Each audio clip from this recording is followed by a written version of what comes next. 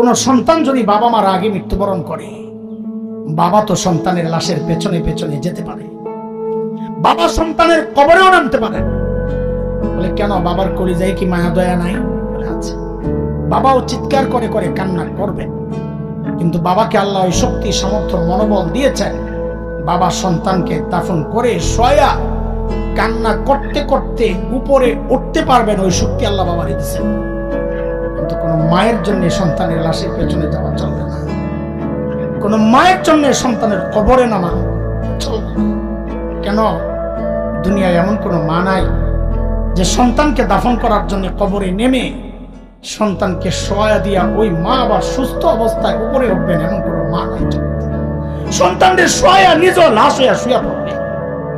আরে ভাই, একটু জানতে চাই, এই যে মার কলিজা এত দরদ, এত মমতা, এত মায়ার ভালোবাসা, কারণটা কি বলেন তো? মা আমার দুই চোখের এক চোখ বানাইছেন সেই জন্যে, মা আমার একটা কান বানাইছেন সেই জন্যে, মা আমার একটা হাত বানাইছেন সেই জন্যে।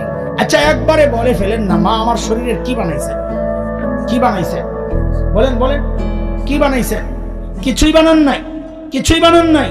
তারপরেও মার কলিজা এত দরদ, মা আমার কিচ্ছু বানান নাই, অল্প কয়দিন ভাড়াটিয়ার মতো আমার পেটে জায়গা দিয়েছেন, হওয়ার পর লালন পালন করেছেন, কিচ্ছু বানান নাই। তাতেই মার কলিজা এত দরদ আর মায়ার মমতার ভালোবাসা, কিচ্ছু বানান নাই। তারপরেও